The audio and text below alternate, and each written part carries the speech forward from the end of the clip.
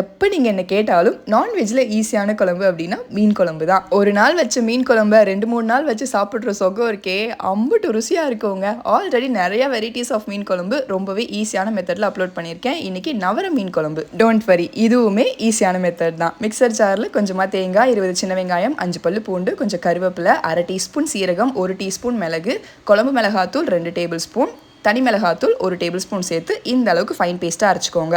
குழம்பு மிளகாத்தூள் ரெசிபி நிறைய பேர் கேட்டுகிட்டே இருக்கீங்க, கண்டிப்பாக வேகமாக அப்லோட் பண்ணுறேன். 2 பெரிய லெமன் சைஸ் அளவுக்கு புளியை தண்ணியில் கரைச்சி ஒரு பவுலில் சேர்த்துட்டு நம்ம அரைச்ச மசாலாவை சேர்த்துட்டு இது கூட உங்களுக்கு தேவையான அளவுக்கு தண்ணி சேர்த்துக்கோங்க. கல்லுப்பு, அது கூடவே ஒரு பெரிய சைஸ் தக்காளி, கருவேப்பிலை, 2-3 பச்சை மிளகா சேர்த்துட்டு நல்லா மிக்ஸ் பண்ணி ரெடியாக வச்சுக்கோங்க. அவ்வளோதான், மீன் குழம்பு முக்கால்வாசி ரெடி ஆகிடுச்சு. இப்போ ஒரு மண் பாத்திரத்தில் 2 டேபிள் ஸ்பூன் நல்லெண்ணெய், 1/4 டீஸ்பூன் வெந்தயம், 10 பல்லு பூண்டு சேர்த்துட்டு பூண்டு லைட்டாக வறுபட்டு வந்ததுக்கப்புறமா இது கூடவே ஒரு 7-8 சின்ன வெங்காயத்தை கட் பண்ணி சேர்த்துட்டு 1 டீஸ்பூன் மிளகாத்தூள் சேர்த்துக்கோங்க. கலர் நல்லா கிடைக்கும். நல்லா வதக்கி விட்டதுக்கப்புறமா நம்ம ரெடி பண்ணி வச்சுருந்த குழம்பு இது கூட சேர்த்துக்கோங்க.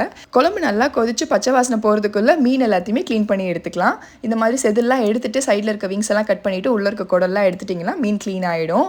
நல்ல தலைன்னு கொதிச்சு பச்சை வாசனைலாம் போயிடுச்சு. இந்த டைமில் நம்ம க்ளீன் பண்ணி வச்சுருந்த மீனை சேர்த்துட்டு மறுபடியும் மூடி போட்டு ஒரு 15 நிமிஷத்துக்கு மீடியம் ஃப்ளேமில் வச்சு கொதிக்க வச்சிங்கன்னா போதும். சூப்பரான மீன் குழம்பு ரெடி.